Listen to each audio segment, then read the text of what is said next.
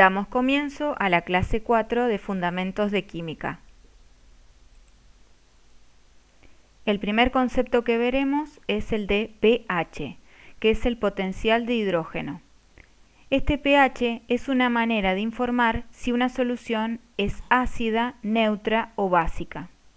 El pH es un número que va entre 0 y 14.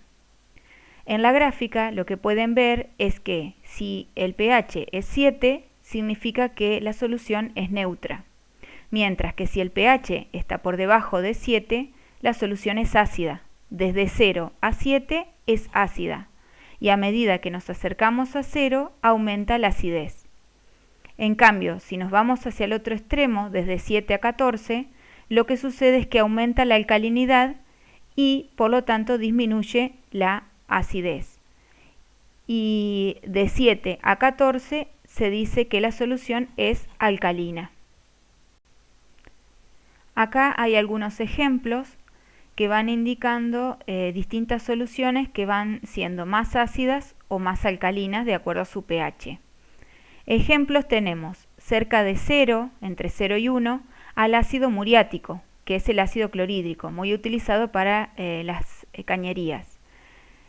También está el ácido de las baterías.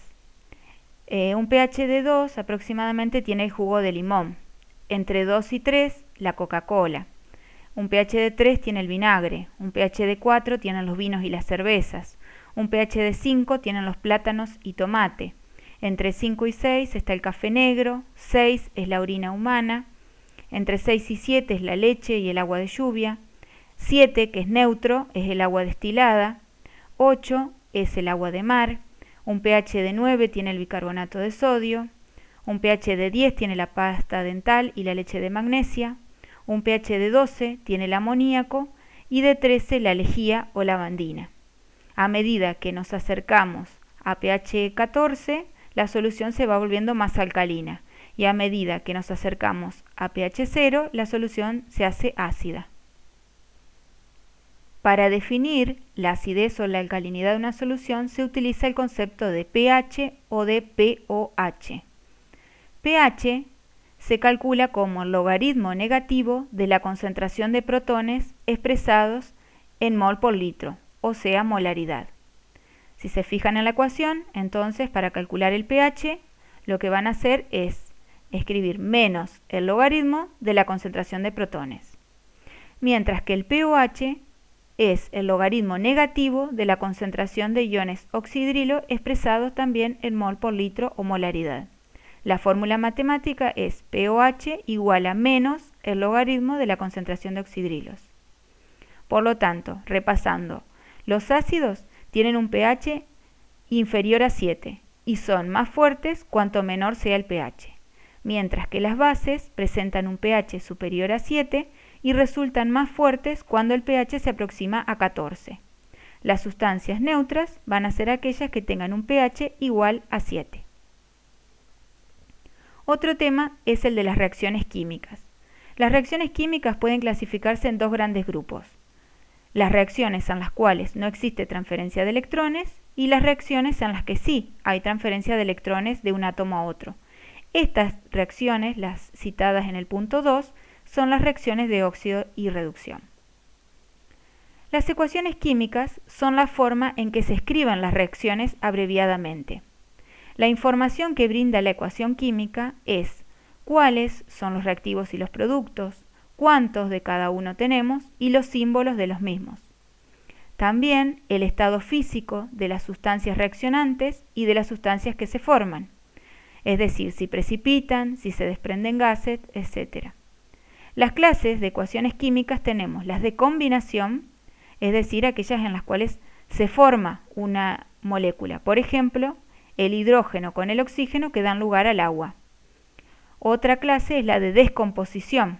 En este caso el agua se descompone en hidrógeno y oxígeno. Otra clase es la de desplazamiento, donde por ejemplo el zinc reacciona con el ácido clorhídrico dando lugar al cloruro de zinc y el hidrógeno. Otra clase es la de doble desplazamiento, como por ejemplo el ácido clorhídrico que reacciona con el sulfuro de hierro para dar el sulfuro de hidrógeno y el cloruro de hierro. y otra clase son las de óxido-reducción, que a continuación las veremos más detalladamente. La estequiometría es el estudio de las relaciones cuantitativas entre las masas, los volúmenes y los moles de los reactivos y de los productos de una determinada reacción. En el ejemplo tenemos que el hidrógeno más el cloro dan lugar al ácido clorhídrico. El 2, que está delante del ácido clorhídrico, es porque siempre tenemos que balancear los reactivos con los productos y tenemos que tener la misma cantidad de átomos en los reactivos que en los productos. Como tenemos 2 hidrógenos y tenemos 2 cloros, en los reactivos tenemos que tener 2 hidrógenos y 2 cloros del lado de los productos.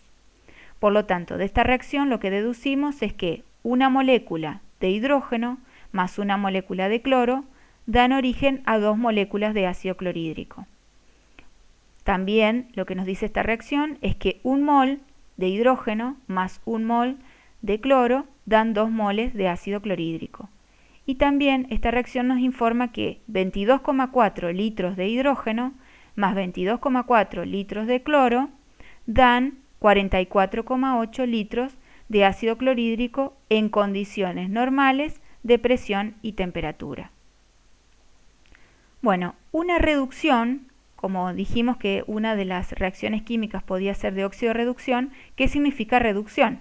Reducción es todo proceso por el cual un átomo o ion gana electrones.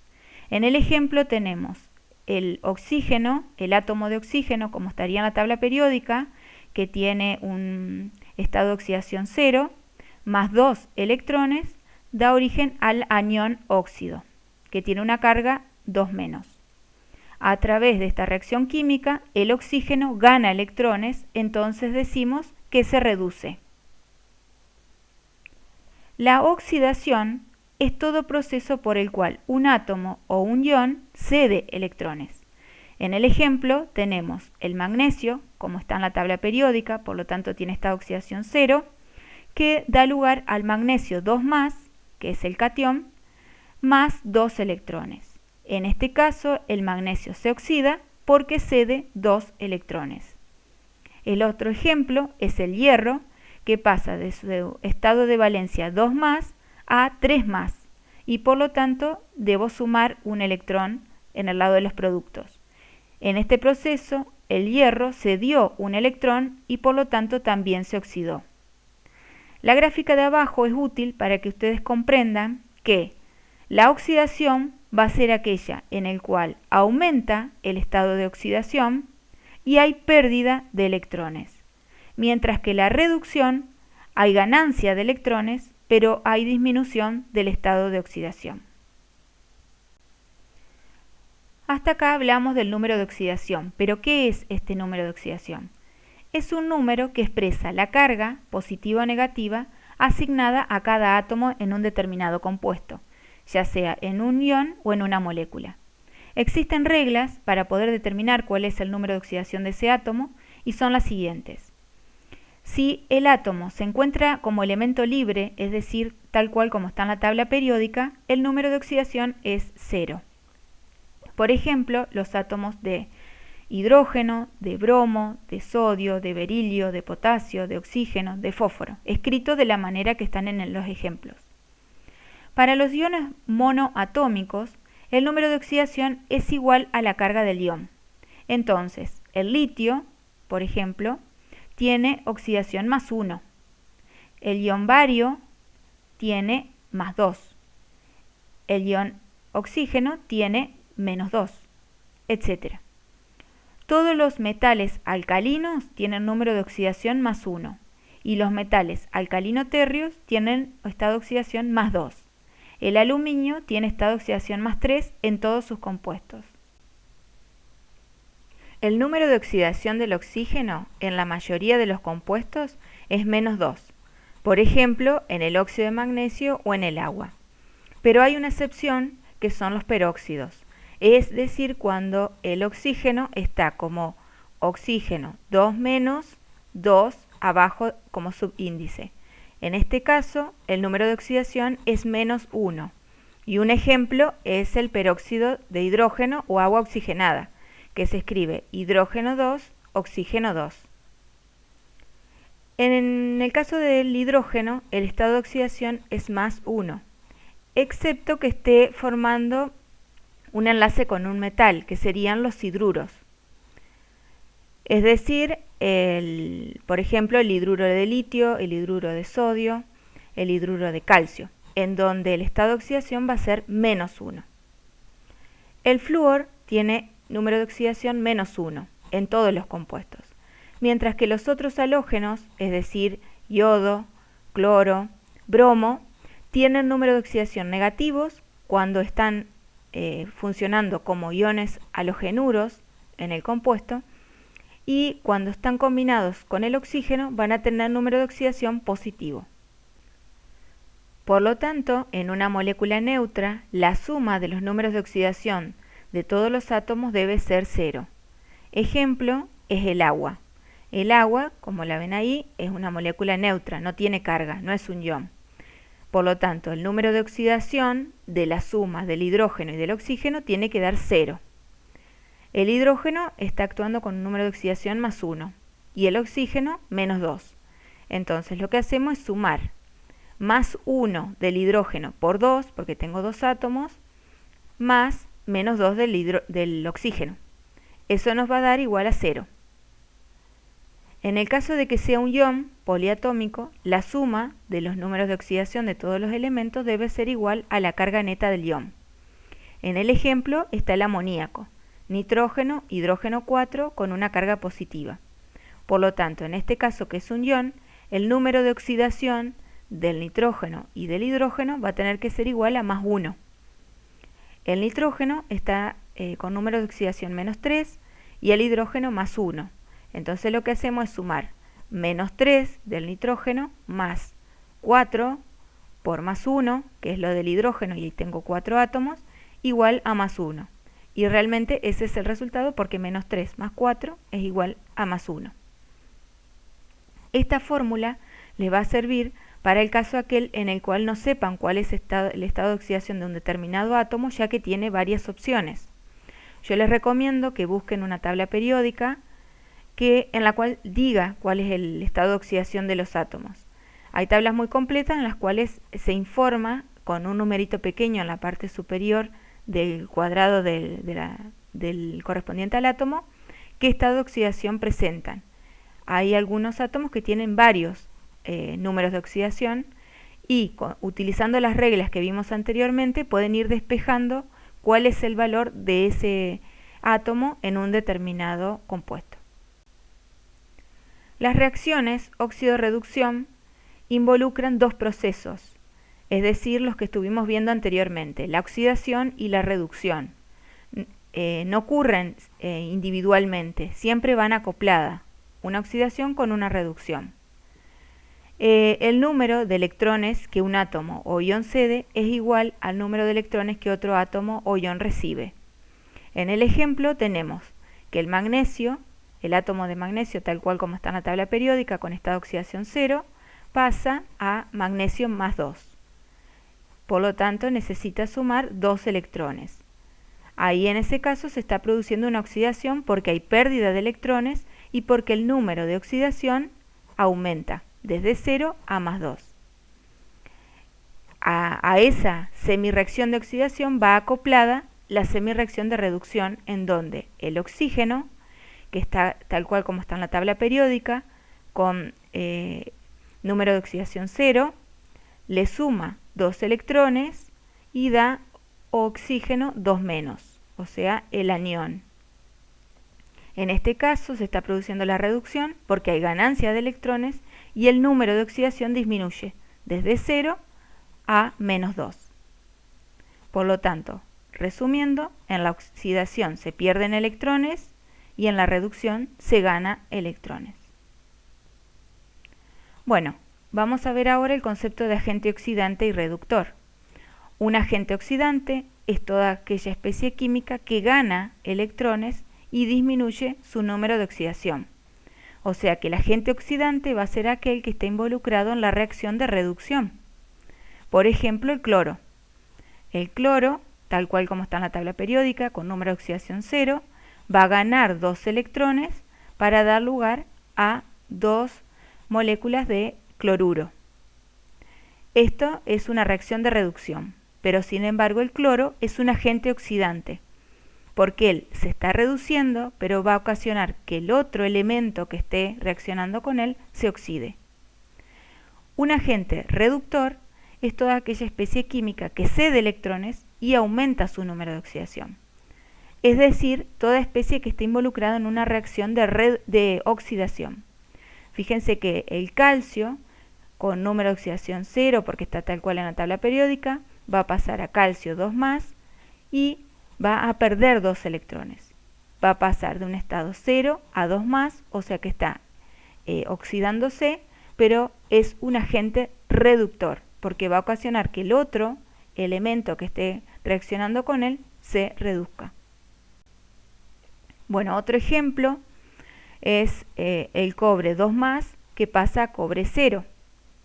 Ahí el número de oxidación está disminuyendo, entonces se reduce. Mientras que el zinc pasa de estado 0 a 2+, es decir, el número de oxidación aumenta, por lo tanto se oxida. Otro ejemplo es el del fuego, que es una reacción química exotérmica de oxidación-reducción. Para la reacción de combustión se necesita un reductor, que es el combustible, y un oxidante, que es el comburente, y también energía que activa el proceso, que se conoce como calor. Esa tríada de comburente, calor y combustible se dice que es una reacción en cadena. La reacción en cadena es aquella que se alimenta a sí misma, por lo tanto es cíclica. Un ejemplo es la combustión, en la que se producen reacciones endotérmicas y exotérmicas. Cuando el combustible se quema, se libera calor, el cual en parte se disipa en el ambiente y la otra parte se absorbe por la mezcla combustible-comburente, que hace que la reacción continúe liberándose calor nuevamente y continuando el ciclo. Además de la absorción de calor, también existe un flujo de electrones desde el combustible hacia el comburente, porque se trata de una reacción de óxido-reducción. Otro tema es el de los compuestos orgánicos y su comparación con los inorgánicos que vimos en la clase anterior.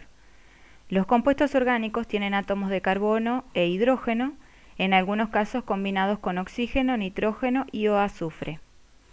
El átomo de carbono es muy versátil, lo cual permite que exista un gran número y variedad de compuestos orgánicos. La química orgánica es la disciplina que se encarga de estudiar a estos compuestos del carbono, y así como en los compuestos inorgánicos, acá también la IUPAC establece reglas para nombrarlo y que cada compuesto tenga su nombre. En esta tabla se ven las propiedades de los compuestos orgánicos e inorgánicos de forma comparativa. En el caso de las fuentes, es decir, a partir de qué se forman estos compuestos, en el caso de los compuestos orgánicos se forman a partir principalmente de animales, vegetales, síntesis orgánica, petróleo, gas natural y carbón. En el caso de los compuestos inorgánicos, principalmente a partir de sales y óxidos. Los elementos que conforman estos compuestos son el carbono y el hidrógeno en forma básica a los compuestos orgánicos, mientras que el oxígeno, nitrógeno, azufre y halógeno ocasionalmente. En niveles traza se encuentra también el hierro, el cobalto, el fósforo, el calcio y el zinc, mientras que los compuestos inorgánicos se forman a partir de todos los elementos que están en la tabla periódica. El enlace que predomina en el caso de los compuestos orgánicos son los enlaces covalentes, mientras que en los inorgánicos son los enlaces iónicos y metálicos. El estado físico en el cual se encuentran estos compuestos, en el caso de los compuestos orgánicos, se encuentran en cualquier de los 3 estados físicos, es decir, gas, líquido o sólido, mientras que los compuestos inorgánicos son generalmente sólidos. En cuanto a la volatilidad, los compuestos orgánicos son volátiles en general, mientras que los inorgánicos no lo son. Los puntos de fusión en el caso de los compuestos orgánicos son bajos, de 300 grados centígrados, mientras que los inorgánicos son altos, de 700 grados centígrados.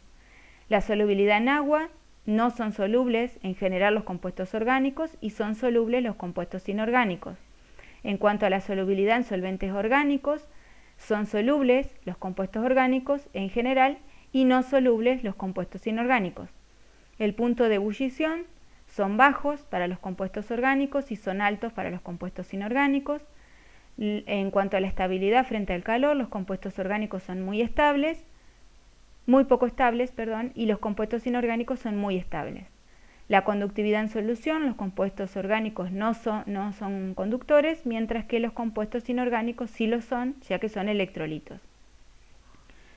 En cuanto a la isomería, que es la capacidad de presentar diferentes formas a partir de una misma estructura, los compuestos orgánicos sí tienen isomería y los compuestos inorgánicos muy poco.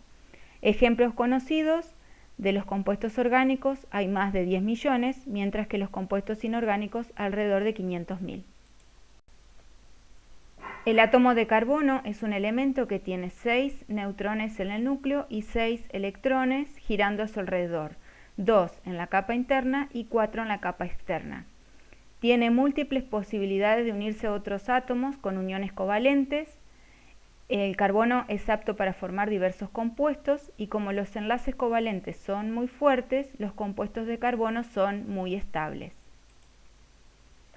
La capacidad de enlace del carbono es a través de enlaces simples, dobles y triples con átomos de carbono u otros. Por ejemplo, el hidrógeno, el oxígeno, el nitrógeno, el fósforo, el azufre y otros. En la gráfica inferior podemos ver más a la izquierda, el carbono unido a 4 enlaces simples. Luego tenemos un carbono unido a 2 enlaces simples y un enlace doble. Luego tenemos el ejemplo de un carbono unido a un enlace triple y a un enlace simple, o también el carbono puede formar 2 enlaces dobles. Eso es lo que se conoce como tetravalencia del carbono, porque puede unirse a través de 4 uniones. La química orgánica se ocupa del estudio de las propiedades y transformaciones de los compuestos que contienen al elemento carbono, a excepción de los carburos, carbonatos y óxidos de carbono, que son compuestos inorgánicos. Más del 95% de las sustancias químicas son compuestos del carbono, y todos los compuestos responsables de la vida, por ejemplo vitaminas, enzimas, ácidos nucleicos, proteínas, etc., son compuestos orgánicos. Los compuestos orgánicos forman reacciones, así como lo hacían los compuestos inorgánicos, que tienen diferentes nombres. Están la sustitución, en donde un grupo entra y otro sale. Como se ve esquemáticamente, hay un carbono unido a 3 grupos R y a un I. Frente a un reactivo Z, lo que va a pasar es que el Z va a intercambiarse por el I. El Z ingresa a la molécula y el I sale. En el ejemplo tenemos un metilo, que es CH3, unido al cloro o al cloruro, más agua, queda metilo con un hidroxilo más ácido clorhídrico. Acá lo que se está intercambiando es el cloruro por el hidroxilo.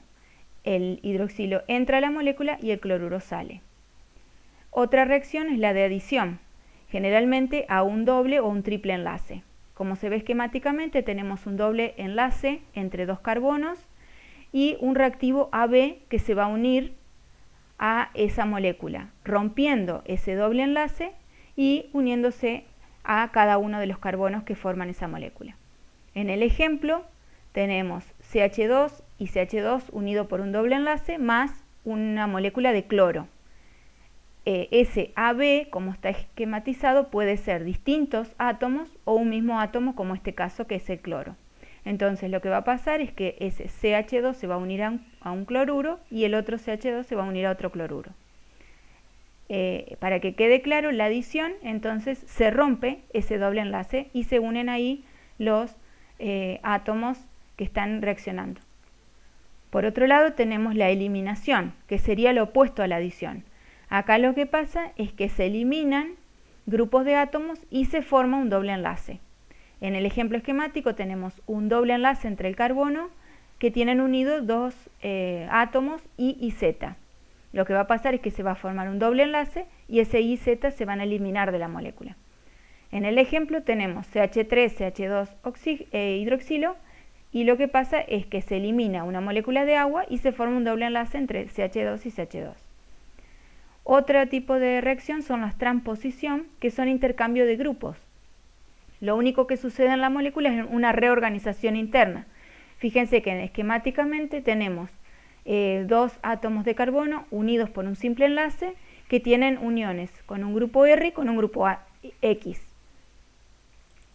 Lo que sucede es que ese grupo R y X se intercambian de lugar, pero la molécula sigue teniendo la misma estructura. Y otro tipo de reacción son las reacciones redox. En este caso tenemos CH4 más oxígeno que forman monóxido de carbono más agua. Lo que pasa es que el CH4 es metano, en el metano el carbono tiene número de oxidación -4, mientras que en el monóxido de carbono tiene +2. Entonces de -4 a +2 está aumentando el número de oxidación, por lo tanto se está oxidando. Mientras que el oxígeno tiene estado de oxidación 0, porque está, como aparece en la tabla periódica, y va a pasar a -2 en el agua, o sea que el número de oxidación disminuye, por lo tanto se reduce. Ahora vemos cada una de las reacciones más detenidamente. Tenemos entonces la reacción de sustitución, en la cual un átomo o grupo de átomos del sustrato son sustituidos por un grupo o grupo de átomos del reactivo. Entonces, esquemáticamente decimos, tenemos R, A más B, que es el reactivo. Lo que sucede es que el B se intercambia por el A y forma RB más A. En el ejemplo tenemos el bromoetano, que reacciona con el cianuro de potasio, formando propanolnitrilo más bromuro de potasio. Acá se intercambia el cianuro con el bromuro. Otra de las reacciones era la reacción de adición. En esta lo que ocurre es que la molécula posee doble o triple enlace y lo que hace es incorporarse dos átomos o grupo de átomos, disminuyendo la insaturación de la molécula original, es decir, rompiendo ese doble enlace. Como podemos ver esquemáticamente, tenemos un sustrato en donde hay dos carbonos con uniones dobles y un reactivo AB. Lo que pasa en el producto es que esa unión doble se rompe y cada uno de los carbones se une a un átomo, uno A y el otro B. El ejemplo es el propeno, que tiene ese doble enlace, y frente a un átomo de bromo, que es diatómico, se va a formar el 1,2-dibromopropano. Después tenemos la reacción de eliminación, que es lo contrario al de adición, en el cual dos átomos o grupo de átomos se encuentran en carbonos adyacentes, se eliminan generándose un doble o triple enlace. En el ejemplo tenemos un sustrato donde en cada uno de los carbonos hay unido un A y un B. Frente a un reactivo Z, lo que va a pasar es que en los productos esos carbonos se unan con doble enlace y se elimine ese AB uniéndose al Z. En el ejemplo tenemos al 2-clorobutano, en donde los elementos serían el cloruro y el hidrógeno, más hidróxido de potasio. Frente al etanol se va a formar el 2-buteno, mayoritariamente en donde se forma un doble enlace y se elimina el cloruro de potasio y agua. Por último, la reacción de transposición consiste solo en un reordenamiento de los átomos de la molécula que originan a otra estructura distinta. Como pueden ver, solo hay un reordenamiento, pero no se elimina ni se adiciona ningún átomo nuevo.